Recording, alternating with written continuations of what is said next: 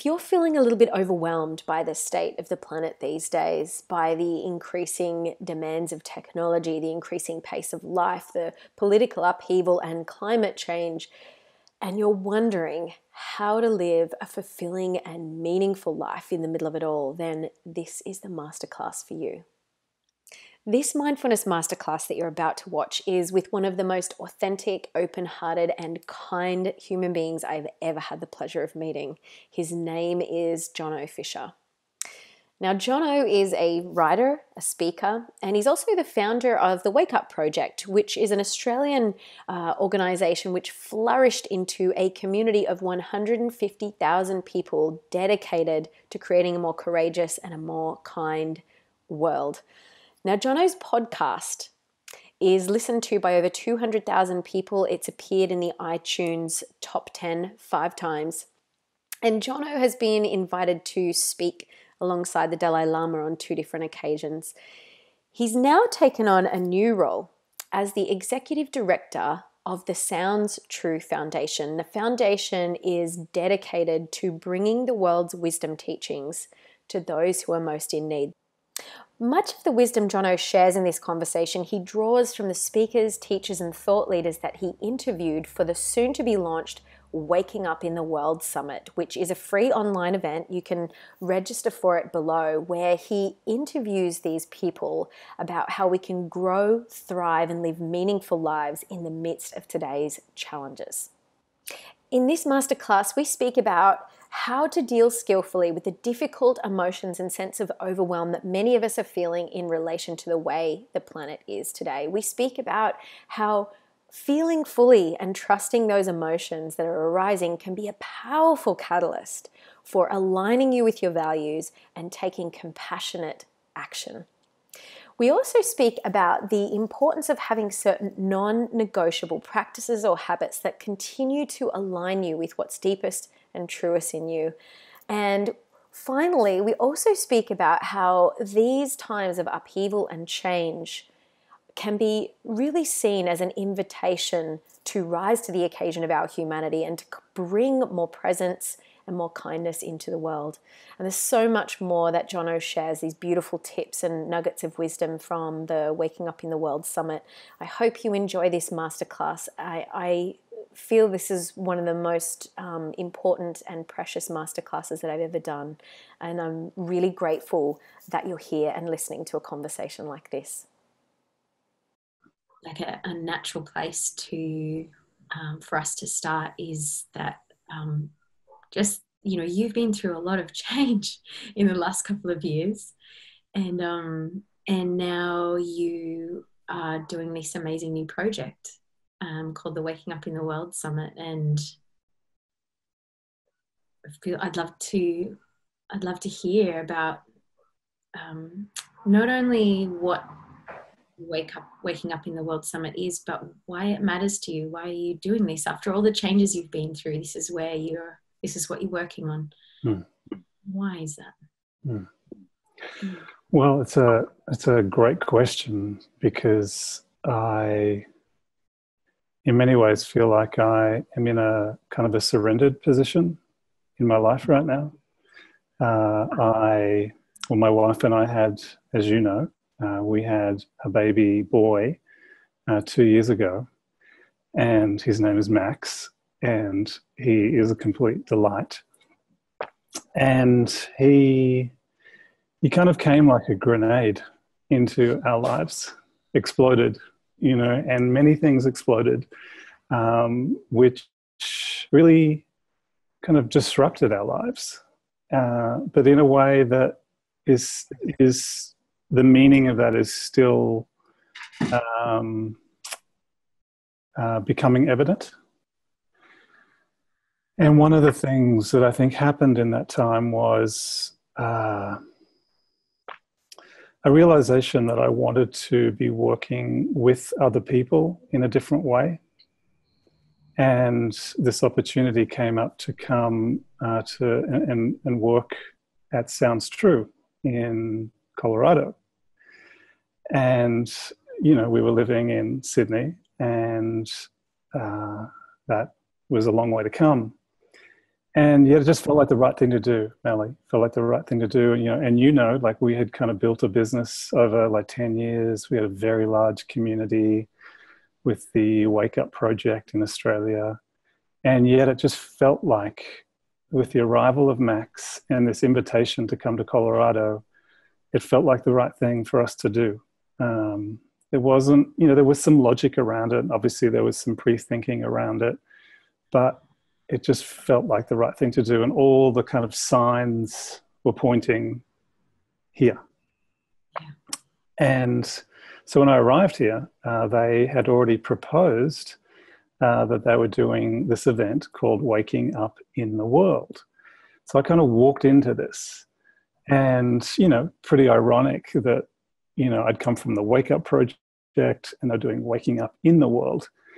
And as soon as I heard this title, I was actually intrigued because it was the in part, waking up in the world, right? Yeah. And as I dug a little deeper, I began to kind of discover the backstory as to why were they putting this on. And apparently they'd had a lot of feedback. So it sounds true. As many people know, it's like a 30-year-old company, has a very big community. And they started to hear a lot of stories from people feeling like despair and anguish and kind of a sense of heartbreak, I guess, as to what was happening in the world. And people not really knowing how to respond. How do I respond to this? And so they came up with this idea of bringing together a whole bunch of probably the leading kind of social visionaries, people who are really taking very bold, wonderful action in the world with spiritual teachers. And so what if we bring these two groups together and we have a conversation that tries to respond to this sense of kind of heartbreak that people were feeling. And so that's what I kind of walked into, and it felt kind of juicy to me. Not only as like a project, but as from a personal point of view, because I've certainly been struggling and continue to struggle with what's happening in the world, and how do I kind of deal with that. And I mean, in parallel to that, I'm also my job title here is to found the Sounds True Foundation. So that's like the not-for-profit arm of Sounds True. And so the other appealing aspect was that this event was also going to raise funds for the foundation, a foundation that's really going to make Sounds True's materials, its books and its courses more available, freely available to like social leaders and to underserved communities. So really opening up the gates, so to speak, of Sounds True's teachings to go wider into the world. So there's a lot of things. I mean, there's a long answer to your question, but it's interesting. I feel like I've just arrived here and there's this project that feels so important to help kind of birth into the world.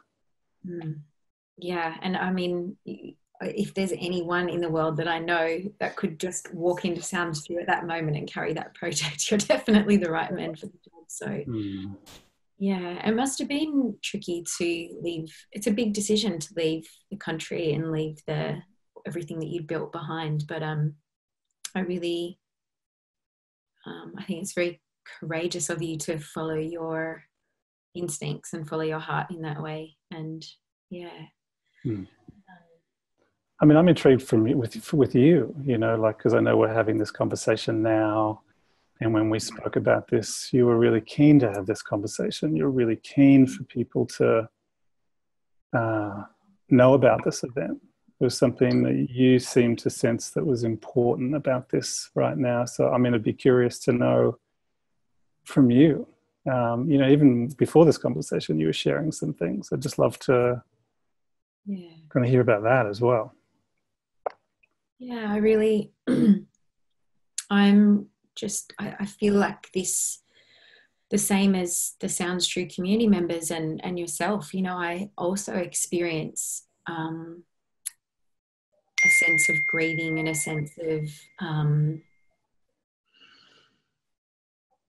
almost overwhelm in the face of everything that's happening. You know, there's so much happening at the moment in the world. You know, we've got examples of really bad leadership. We've got, you know, the climate change and the demands of technology and so much more happening. And I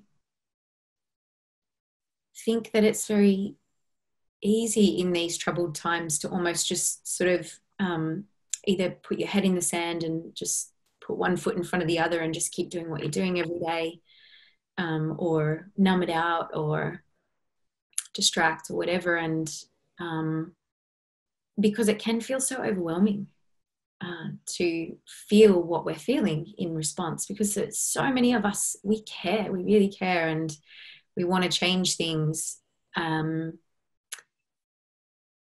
But it can be tricky to deal with the difficult emotions that come up in the face of that. So I'm really passionate in the same way that you're really passionate about, I think, having some conversations or outing the fact, like giving everybody a space, all of us as a community of people who want to be change agents and really care, to have a collective conversation about, yes, this is hard, you know, a kind of acknowledgement, this is hard.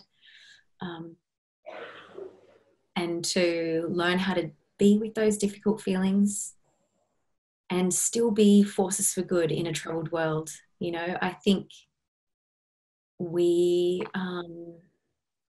think this conversation, it means a lot to me. As I'm speaking about it right now, I'm really feeling quite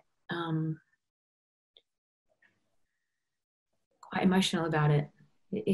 This is not an easy time. It's not an easy day and age to live in. And yet, what we were speaking about before we kind of started this conversation, I guess in a more formal way, was that I also see this as an incredible opportunity for the flowering of human consciousness. Because when things get very difficult, when there's a lot of pressure, when there's a lot of hardship going on, that's often when we have to rise to the occasion of our humanity with the very best of what we have. And so also I feel very inspired by what's happening, because I think there's an incredible opportunity for, we have to grow now, as we have to learn how to be more kind and conscious people in order to make it, I think, perhaps. So I'm both inspired and slightly overwhelmed by the challenges we face. So yeah. You know, I love what you said, you know, about the opportunity that arises with difficult times, you know, and I think there's, it's not wanting to overlook the reality of what's happening, and I don't hear that in any way with what you're saying, but the opportunity for, because, you know, like things are unfolding in a certain way, and there are certain outcomes that are kind of predicted or that are pretty clear about what's happening, and yet I love what you're talking about, this opportunity for humans in the midst of this, you know, in the same way that there might be a flood, and what happens to that town when it floods? You know, what happens to people? What happens to community? What happens to outreach? What happens to people's hearts? You know, a lot of things happen. You know, the flood's still the flood. You know, the town's still damaged.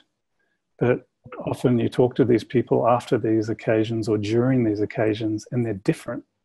Yeah. You know, it brings out something. I think that's what I hear you saying, is that there's something that is coming forward or being called for, or sometimes maybe even easier when it's, or more permission when it's challenging. Yeah, well, I think, you know, if you look at the work of Joseph Campbell and the hero's journey, you know, and for those who may be listening to this and don't know about his work, you know, he was a professor of literature in one of the universities in the States, and studied the arc of the stories that human beings tell, and found that there was this pattern that was kind of like a psychological map for what it is to grow into a fully developed human being, in his words. And often what he saw is that a person kind of takes this journey to become a fully developed human being. Usually, what calls the best of a human being forward is the darkest and most challenging of times. That's why when we watch movies, we don't really want to watch movies where everybody just gets everything they want and has a really pleasurable time. No, we love watching when somebody sort of starts off quite comfortable, and then often their whole lives fall apart or something really big happens and they have to grow into this. Flower is such a beautiful word. They have to flower into a fuller version of a more kind and conscious person. And so I do think that, I remember when there was the floods here in Brisbane, when you were talking about the flood, I remember seeing on the news this article about how the whole community was helping each other and, out on the streets having parties, cleanup parties, and really brought the community together. So there is an opportunity for us to, I love that that sort of like rising to the occasion of this, calling forth the very best of who we are. And it doesn't even have to be a grand, huge thing. It could be just committing in whatever way you can to serving this world in whatever small or big ways you can. It's more of an inner shift than a grand outer gesture. But the waking up in the world, when I hear you say that, I also realize that now is the time for actually engaged mindfulness too. We actually do, there's some doing that we need to do to change. Well, it's interesting you say that too, because, I had a kind of a reflection today on some of the things that I really learnt from this event, from these people. And a lot of the things you're talking about kind of came through. But one of the things that kind of stands out as you talk is that I was speaking to Andrew Harvey, who's a poet, mystic, sacred activist. But it was the same with a lot of them. Matthew Fox, who's this great theologian. And they basically, a lot of people spoke about this idea of like not being so focused on the outcome of things. Like as humans, and particularly as modern humans, we like to know that if we do something, something's going to happen as a result of the action that we take. And, both of these people and others spoke about, we can be kind of paralyzed by the resounding scientific evidence or the resounding direction of something or a political influence, and go, but hold on, but all that's happening, so that's going to lead to a certain outcome. And they're saying, what if you let go of the outcome? And what if you concentrated on some other things? Like, how do I really open my heart up to loving this world? How do I go about protecting my joy? How do I go about making sure that other people feel seen and I can be there for other people? And it's kind of like reframing the story, in a different way. And it's not like ignoring or denying what's happening, but it's like, if you want to go into anything and predict an outcome, particularly in these areas, then you might look at the outcome or the predictable outcome and go, well, there's no point. There's no point for me to engage because I can see the outcome. But they're going, no, how about you reframe it and go, you have a precious human life right now. You still have the opportunity to bless other people's lives. You still have the opportunity to cultivate joy. All these things.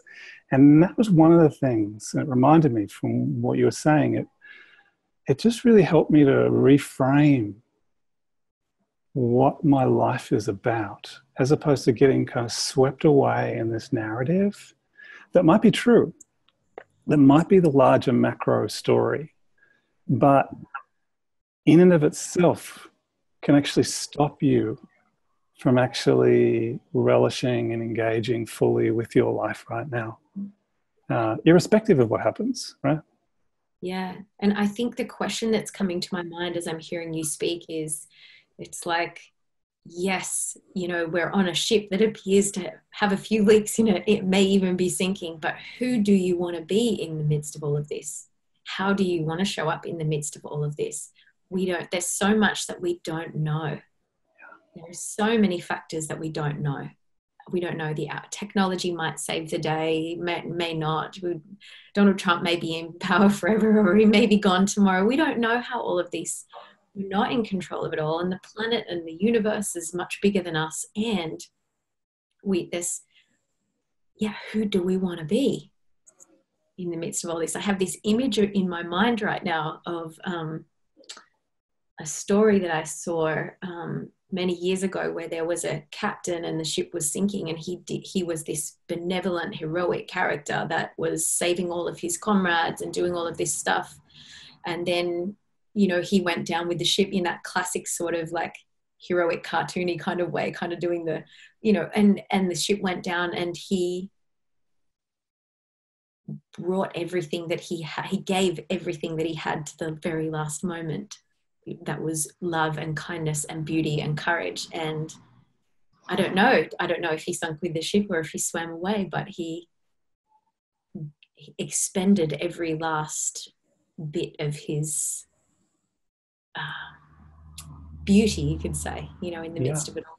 That's a sort of caricature that's coming to mind. Yeah, and maybe even kind of danced as all this happened as well. You know, there's something that I found in these people that I interviewed and such, where there was like a passion and a joy and a sense of celebration that was still very evident. And these people are the furthest thing from denying what's going on. You know, they're kind of at the front line, very sharply aware of what's going on. But it's like they've created protection around the things that means so much to them, and also that allows them to keep moving, you know, in a kind of a passionate, joyful way. You know, like this.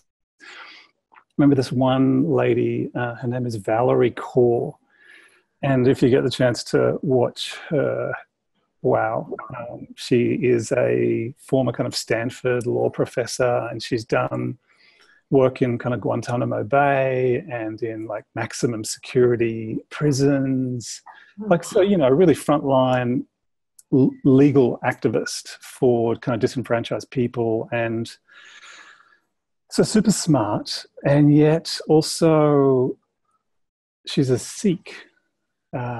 She's very devotional.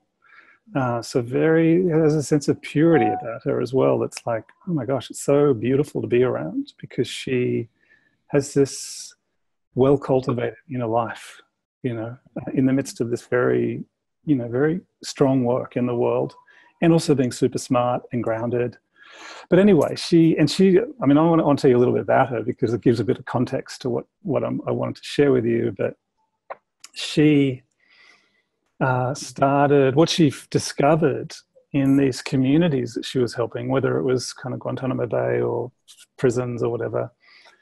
She noticed that the groups that she would act on behalf of legally, and she would kind of successfully help them, the ones that would actually maintain kind of a cohesive sense about them, she pretty much discovered that love was the essence that was holding these groups together. And somehow these groups had learned to cultivate this amongst themselves. And she also then looked at, you know, great social movements like Gandhi or Martin Luther King, and she found that love was so central. And, you know, but she's a lawyer, right? And she's like, really? Can I introduce love as being the thing? And so she actually left Stanford and started this project called the Revolutionary Love Project, which is all about making love a public ethic. She's developed this incredible framework around this, and she's working with, you know, really mainstream figures to actually develop this as a kind of public policy type of an issue, central issue, right? But anyway, it's just a bit of background to what I want to share with you. But she tells the story of after she was watching the election results of the last US election, and seeing the results come in and then going, no, this can't be happening, you know. And her son and her husband were also in the room, and her son was, I think, quite young. I think he may have been around 2 years of age. And they had a particular evening routine, which included, before going to bed, which included dancing and a story before bed. And, you know, kind of got to time to go to bed, and, you know, her son said to her, "Can we dance?" You know, in whatever way he says, "Can we dance?" That's a 2-year-old. And, you know, she said, "Oh, darling, you know, like, not tonight, not tonight." And her husband just looked over at her and said, "It's time to dance," you know. And so she did. She kind of got her son, and she would hold her son when they would dance. They would dance together. And she said, she just recounted how just the act of dancing with her son, there was still joy fully present amongst her and her son and her husband in that moment. All these things had kind of happened, but joy was still there, you know. And I think there's something very powerful about that story for me, that we can all still find that. You know, I think about the captain going in the ship. I think that's what it was response to, you know, that even as the ship may sink, there's still this opportunity for joy. Yeah. And there is so much, I mean, there is so much abundance in this day and age for most Westerners. I mean, so much abundance, and for many of us, we're safer than we've ever been. You know, we've got convenient, though really there is actually so much to celebrate. There really is. Yeah. And gosh, just to be alive one day in a human body. Yeah. Celebrate. Yeah. And to be grateful too, right? Yeah. Yeah. I mean, the other thing that really struck me, Melly, about what you said about the difficult emotions as well. And I hope you don't mind me sharing some of this stuff, because it's like, this is going to be new learnings for me, you know, because I think it's, like you said, it's new territory about what's actually happening, and the clarity of what's happening, and the speed of the information coming to us. But the other common theme that I noticed amongst these speakers in this Waking Up in the World event was there was a lot of aliveness amongst these people. You know, we were talking about some things that were really, you know, really kind of serious in a way. But what I noticed is a quality coming through them, or really like a transmission of energy, was, wow, these people are really alive. You know, I kind of felt like I had to kind of sit up taller and, you know, and actually be here with them. And what I noticed was that these people, and because I inquired about this with some of these people, you know, was that they had a way of working with their difficult emotions. It was very powerful. And I noticed as I was talking to them how often I disconnect from how I'm actually feeling. So I might see something in the media, or I might hear a story about what's happening, or I might hear some research, and I'm nearly kind of a little numb around it, or a little arm's length, or a little, like, you know, just not really engaging with it.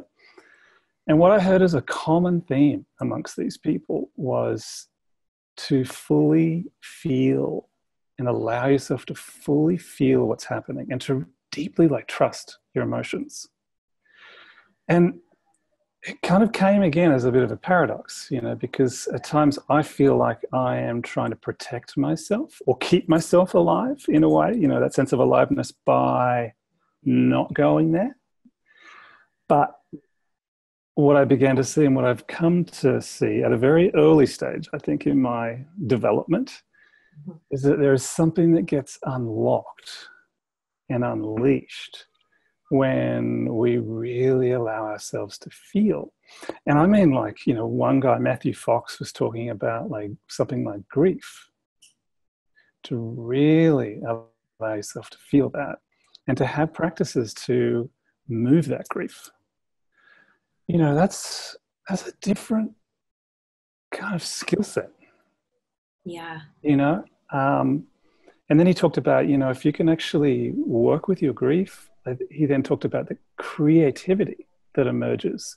He said there's a direct correlation, right, between your ability to feel grief, express it, move it, discharge it. You know, and then others spoke about dance and therapy and all these kind of tools, or drumming, you know, to move and to feel what you're feeling. And they all connected it to this new sense of aliveness that will come into your life. And I don't know, for me, that was a very big breakthrough of, I can kind of lean in and find these new tools to actually increase my aliveness. It won't actually flatten it. And I'm just noticing that in myself. When I feel flat, it's often because I'm actually not connecting with how I'm feeling. Does that resonate with you at all? So deeply in, you know, in the last couple of years, I've been definitely put through my paces with grief. And I was saying to somebody not that long ago how grateful I was. For me, my main tool was using self-compassion again and again to allow myself to feel what I'm feeling and to soothe myself in that moment. So the first thing that I would say if I felt a strong, difficult emotion, whether it was that same day of the presidential election that you just spoke about, or whether it was on a more personal note, the first thing I started to do was just say, okay, this is how it is. And if I was feeling grief, then to give myself some compassion, you know, may I be kind to myself in this moment. This is a bit tricky. But what I was speaking about with a friend recently, the words that I use is that I said, because of being able to be with my grief, I feel like my heart got ripped open to God. Those were the words that I use. I can feel everything. I've learned that when I allow myself to feel everything, not only does it move me more to serve, because I can feel that I can feel the urge to do something or to move forward or to care for someone or to do something, but also I'm not, that when I've noticed that when I numb myself to certain feelings, I numb myself to life, all of it. So when I'm willing to feel everything, I feel everything and I feel very alive and I feel very motivated to serve, because I feel like our difficult emotions are messengers that want to be heard. You know, we're responding. You know, we're part of the wholeness of life. We're part of the totality of this interconnected web of life, and it has an intelligence in it. And I think that I resonate with what your speakers are saying, that there's an intelligence that's a different intelligence to intellectual intelligence, that when we see things and we have certain responses, they're messengers to be listened to and powerful motivators to change things or to care for ourselves or to be a force for good, or just to be ripped open to life and to feel it is a beautiful thing as well, to be a fully alive human being. Yeah. Well, what I've also noticed with that, and like even in our relationship, you know, like I've left my home country, and you know, there's been challenges along the way, but even prior to that, you know, I think there's been something also about the importance of friendship and being able to share that with another person, and to know the other person can kind of hold space for you and just witness you and be there for you. So there's something about when you share that, about feeling whatever you're feeling, about it's like the double bonus is when you have someone else or a community of people, or a family member that can actually share that with you. And I think there's something also about these times. I noticed this in my life where, like I heard someone the other day talking about, the fastest growing household is a single person household, and not that that's a bad thing. But he was talking about it indicates something about where society is going, that we're becoming more and more isolated. And I don't know, I just want to say that to you as a person, how much that has meant to me to have you as a friend, and how, there's something about sharing difficult times or going through difficult times with someone, and just knowing someone's there, like a voice message or a text message, that's no small thing. And I think that's also what I've heard in this event too, like there's something, it's kind of more of this reframing the story, like this one guy, Leon Logothetis is his name. He has this show on Netflix called The Kindness Diaries. Oh, wow. Yeah, and he spoke about reframing what it means to change the world. Right? That to change the world really means to change the life of one person. You change the world when you change the life of one person. And I think that just comes to mind when you talk, because I can't underscore it enough that, I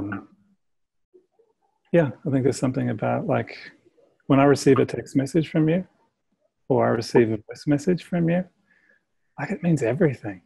Like, it means so much to me. And I think there's something about this world of big and large and, this huge project that you're involved in, where this thing that I'm talking about, this text message, this, hey, I'm thinking about you message, can sometimes get lost as though, that's kind of important. But for me, that's like everything. Yeah. Everything. So, yeah.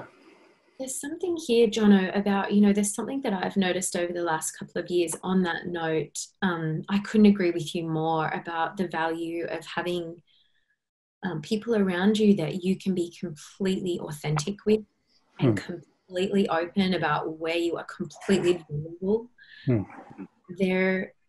I noticed that in my journey that I had to go first before I was able to have, and of course, like I'm so lucky to have people like you in my life, where when I'm having those moments of joy or of despair or anything in between, I can be very open and authentic about it and just say, hey, I'm having a hard time, and I could really do with a hug, or or just and just doing those little things to support people if I think that they're having a hard time. Just there's something that's shifted in me around what you're saying, like away from the grand gestures of doing a big thing in the world, and more to how can I support that neighbor up the road, and how can I foster a bit of community around my suburb, around getting to, like, last night I had a meditation and a potluck dinner at my place. 7 people turned up, but we're there for each other in that way. And I think and there's that's enough. The authenticity and the intimacy and the holding of each other of 7 people is really valuable. And I think the more that we can all sort of return to that kind of, how can I be there? How can I show up for the 5 closest people in my life? How can we support each other? How can we have that authenticity and that support back? Because I really felt that in a lot of my young life, that feeling of being a bit of an isolated, I have to do this all on my own. If I'm sick, I won't ask for help. I'll just have a Codral and soldier on, and, you know, not really depend on the people around me, and not really being there for them in the way that I could have. Yeah, there's something in that solidarity and holding each other, and that community spirit and that kindness that we really need back. Yeah, we really need them. Yeah, I mean, I can really relate to that in the sense that we've moved into a cul-de-sac. So there's kind of homes all around us, in a little circle, kind of dead end street. And I'm usually quite an introverted person, and I like my own space, and yada yada yada.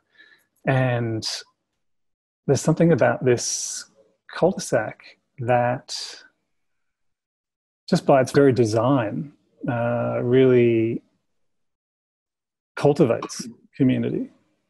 Because when you go out, there's probably someone else on their front lawn, or there might be another mother out there with their baby or something like that. And it's been very instructive for me as to how valuable it is to have these other people around. Like even recently, we have neighbours that also have 2 children, so we're having another child in about 3 weeks, and there's been some conversations happen between us about just challenges of being a parent, and this real open acknowledgement of just wanting to talk about things, but also wanting to support one another. And it's taken a little while for it to come forward, but it's now pretty much forward. And there's this real sense of solidarity between us together, and we're having a dinner like next week, and there's this sense of like, oh, we're partnering up, we're partners, and there's even the feeling of like we're a family, like we're in 2 separate homes, but our children and their children, because of the very nature of how close they are, will become like siblings. And there's something so beautiful about that. And so I really hear what you're saying about the potluck and around not looking too far beyond what's right there in front of you. I heard a story the other day about this guy he's really interested and curious about reinventing kind of ancient practices or even religious practices. And he was talking about the power of the confessional. Right? And he said there's something very, very, this isn't like a random thing. The Catholic Church didn't just kind of go, oh, let's do a confessional. There's something very, very powerful about this for the human being. And so what he decided to do, I think it was 3 years ago, he decided to invite a bunch of friends around, and they would basically just share where they felt like they were not good enough, or where they were failing or whatever. And I think the group just wrapped up after about 3 years. But he said what happened was they, by airing what people felt they were failing in, they all got to see that they were all kind of the same. And this sense of like relief, and this sense of like, I don't need to carry this in private. And when I do, it turns into something like strange and weird and like out of proportion. And I know it's an extension on that as well, but I think if it's just in subtle ways, just sharing stories with one another, just even me hearing the story about the potluck with you and your friends, I go, oh, there's something, just that sharing the stories is very powerful amongst people. And I just think in an age of social media, and this also came out in this event, was this human to human contact is so important. Yeah. I think the thing that strikes me when I think about the confessional as well is that, and I've experienced this in very vulnerable conversations with my friends over the years, is that the facade, you just completely dismantle your facade, and you just go, I don't have it all together. Guess what? I'm struggling with this and this and this. And let me show you the places in me that part of me really would like to cover over and have a shiny kind of like thing going on, but actually we're just going to take that off, and here's the parts that I don't want you to see, but here they are. It's such a connecting, brave and vulnerable thing to do, and it's really beautiful. Another thing I did want to say on that is, we were speaking about how a lot of the people that you've been interviewing have this amazing way of being with and accepting and listening to their difficult feelings. And it just struck me that I did read a research paper recently that said that loneliness in Western countries is at an all-time high, even though there's billions and billions of people. And I think I just wanted a moment to kind of acknowledge that if many of us are feeling lonely, that is a challenging emotion to be with, but by opening up to the feeling of it and just saying, yes, I am lonely. This is how it is. I am having this feeling and I'm missing human connection. Then that feeling is a beautiful teacher.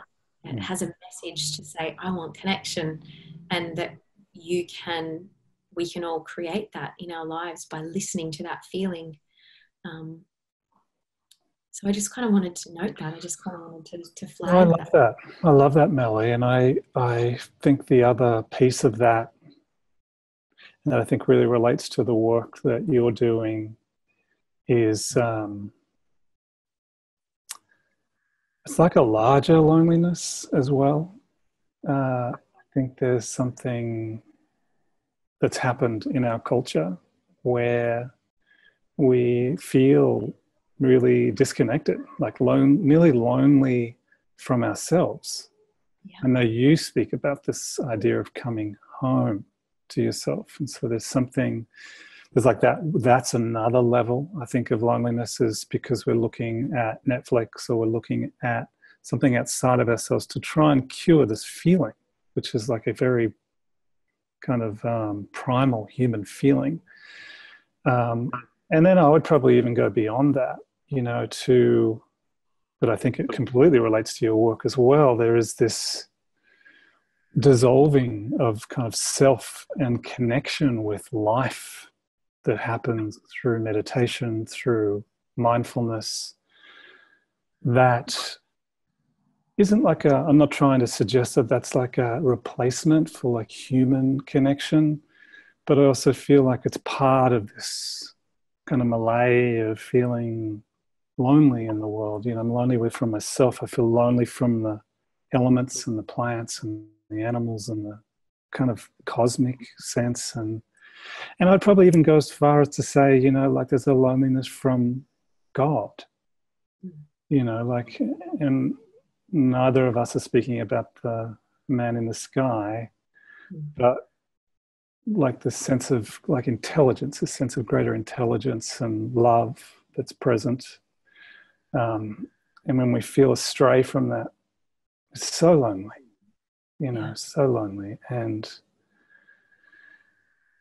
I think when any of us have an encounter with the divine or life or love, the feeling that comes from that I think is most predominant is that you're not alone. Oh, it's the first big thing. It's that feeling, exactly that feeling of, you can never, the closest I could get to describing it in words is that you are home, absolutely home. And that the love that you're looking for, that the things that you've been looking for, searching for, you immediately touch something where you realize that you have them now. There is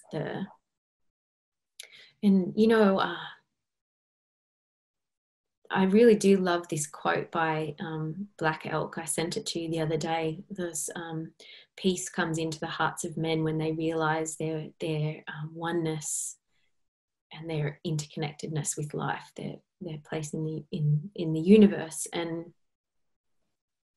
I was wondering, I guess addressing this question like to yourself and to maybe what you've listened to or learnt from the speakers, you know, there. I have a philosophy, my own personal philosophy about the interrelatedness between the changes that need to happen inside of ourselves and the changes that may evolve outside of ourselves. But what do you see, or what have you heard about the role of, I guess you could say, spirituality or awakening to those deeper dimensions of who we are, in how we want the changes to unfold on the outside?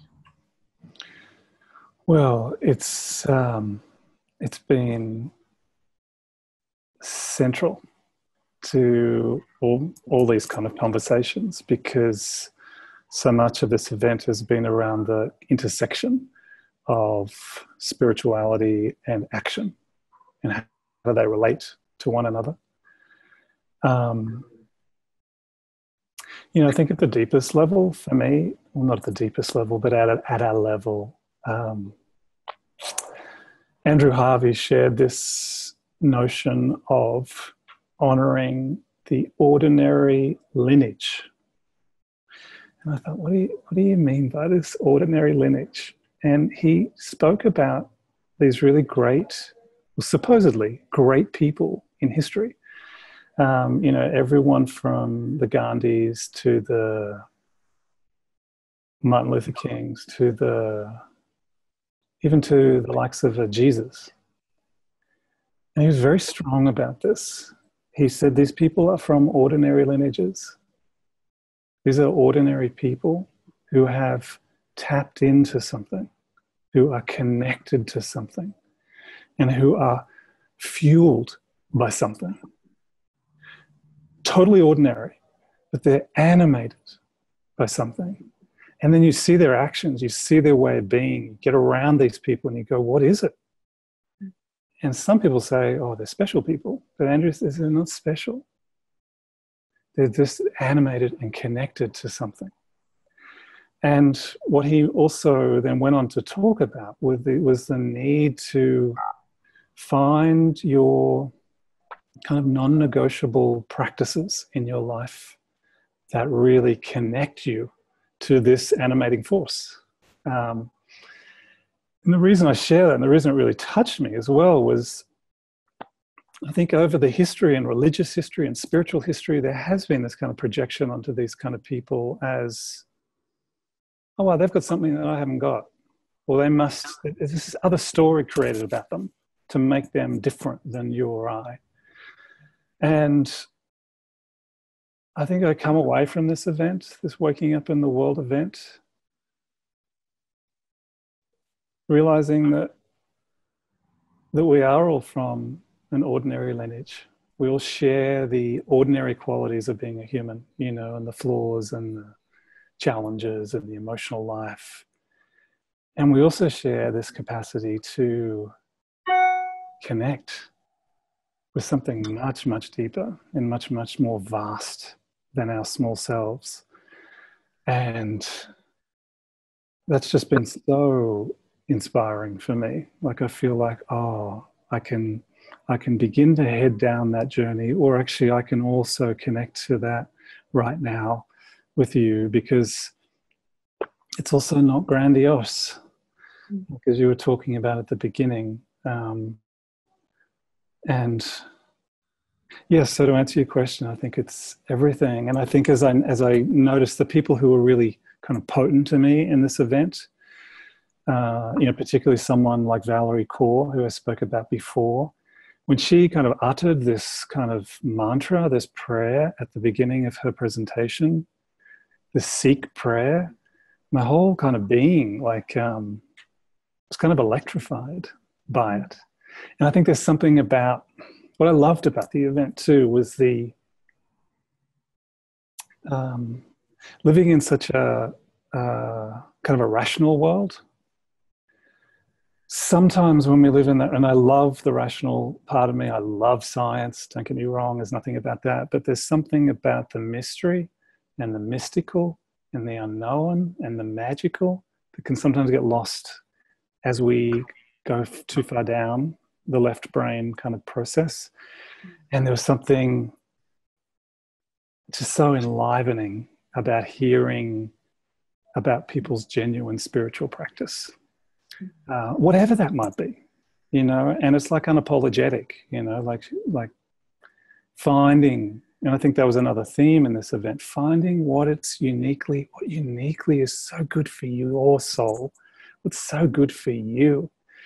And things for me like prayer are kind of coming alive for me again, because it doesn't have to mean what it may have meant when I was like 7, sitting in a church or a Sunday school. It can mean something very, very different.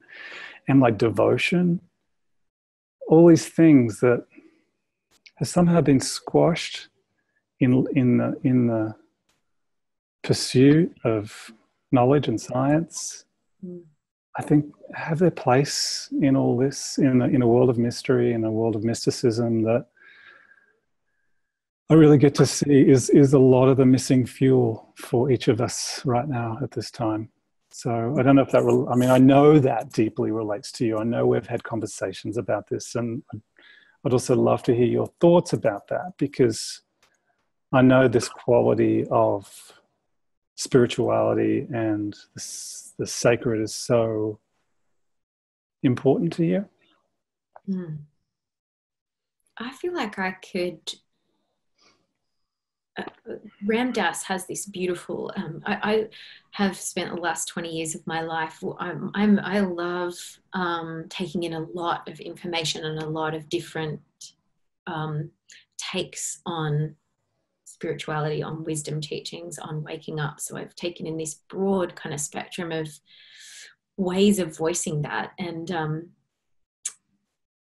just, you know, the beautiful thing is that when you take in a lot of information, you get to see patterns very, very easily. They start speaking so loudly to you. There it is again, same message again, same message again. And what I heard very many times was what I think Ram Dass sums up very, very well in his language, that we have this amazing cognitive mind, this intellectual intelligence that works very much like a survival machine, and it's an incredible gift, and also a very hard thing to be with. You know, if you don't have a skillful relationship with your mind, it can be very difficult. But just underneath that, there is a whole other dimension of who we are, and when we're lost in the mind all the time, we can't feel it, we don't have any access to it, and we constantly feel like something's missing.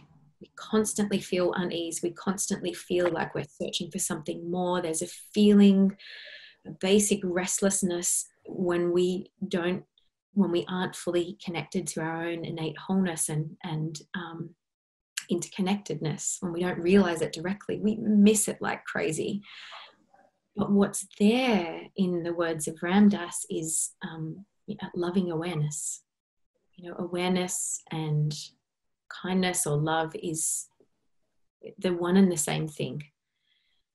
And I love that terminology. And what I've found to be true in my own direct experience, as well as hearing many voices with the same message, is that when I touch that, I stop looking and I start serving, because it's it's when I'm whole, and when I'm in touch with that deeper dimension of myself, and I'm not always, I do still get lost. I forget, and then I remember again, and then I forget, and then I remember again.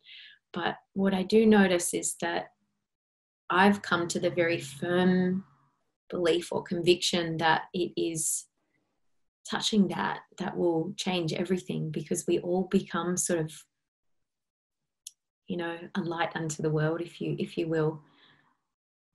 We all become a force for good, and it might be just the tiniest thing. It might be taking care of our neighbours and our children, and taking the recycling out, and, you know, writing letters to our MP about climate change. It might be just like, you know, but just caring and loving and serving and being that presence, you know, being one of those alive people. Can't help but affect everybody around you. And I have my favorite Chinese parable that I think really sums up, I say it at the end of every retreat that I teach, because it sums up I think my conviction very beautifully. And the parable is, if there's light in the soul, there will be beauty in the person. And if there's beauty in the person, there will be harmony in the house. If there's harmony in the house, there will be order in the nation. And if there's order in the nation, there will be peace in the world. I feel like that really speaks to the power of becoming awake in your world, and how it ripples out, how each of us can become kind of the beginning of a little ripple that you don't know what effect that ripple will have, how your kindness and your presence will touch people around you. So yeah, I believe it's the most important work that we have, is to touch the peace and the wholeness and the kindness at the heart of who we are, and then just let it flow out unimpeded, and to trust it. Yeah. To trust it. In a world where if you can't measure it, it doesn't exist. It takes some time to start to trust this non-verbal, different form of intelligence, which I would call wisdom, of like intellectual intelligence, and then we have this other intelligence. Yeah, and I think that's the whole invitation for this event. You know, is it's an invitation into a whole new way of being. You know, a way of being that's fueled by kindness, it's fueled by courage, you know, it's fueled by awareness, you know, the things that you were talking about. And it feels like we've done a full circle in a way in this conversation, you know, to see these times as an invitation for you.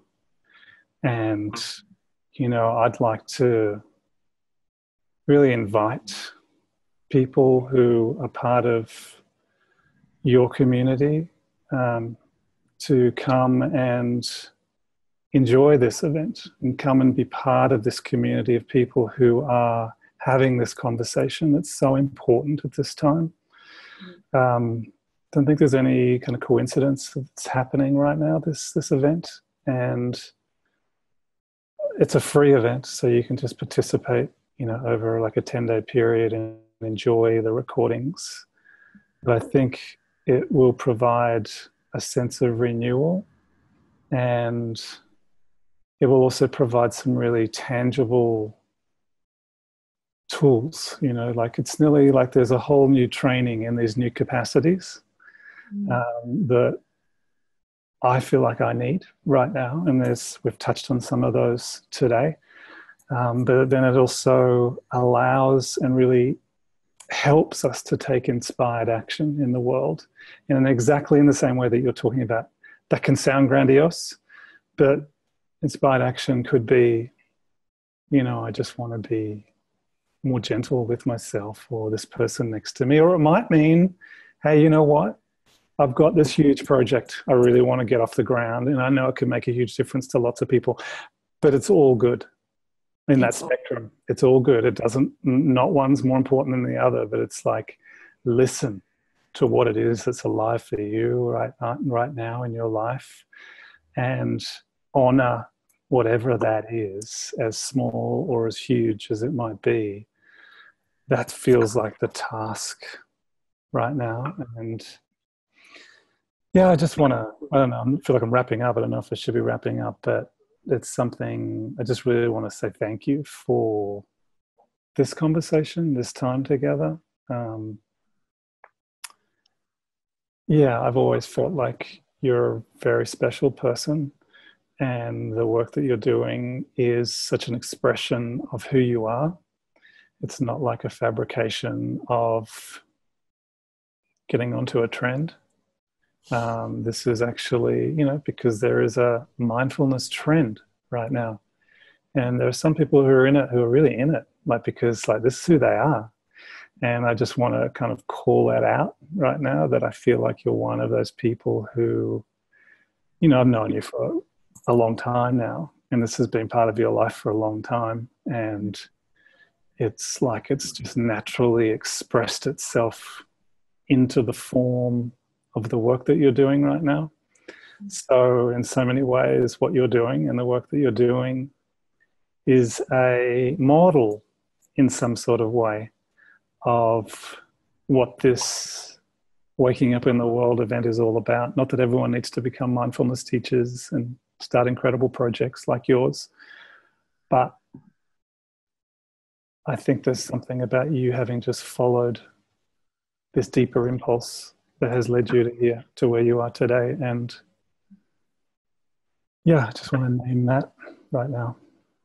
Oh, thank you. Thank you so much. I really appreciate that. And I do feel, you know, when we, at the beginning of this conversation, you were speaking about trusting that impulse to do what felt like was the thing that you needed to do in this time in your life. And I do feel like I've had that same trust in just following what lights me up and following what I love, and trusting that it'll unfold as it needs to unfold. And so maybe there's, you know, something in that. Or I mean, there's a beautiful quote that's coming to mind right now by Howard Thurman. Don't ask what the world needs, ask what lights you up, because what the world needs is people who are lit up. And so maybe that's it. Maybe that's it. So I also just want to say that obviously, like me sharing this with my community, you know, I only share things with my community or that I really believe in. And this Waking Up in the World Summit is the one summit this year that I'm going to be following along every single episode, and I can't wait to be a part of it. And so I'm really excited to share this with our community, and I hope everybody will come along and be in it together and see what unfolds. So thank you for the work that you do. Awesome. Thanks to everybody at Sounds True as well for responding to that outcry from the community. That's deep bow for that. Yeah. Right back at you, Melly.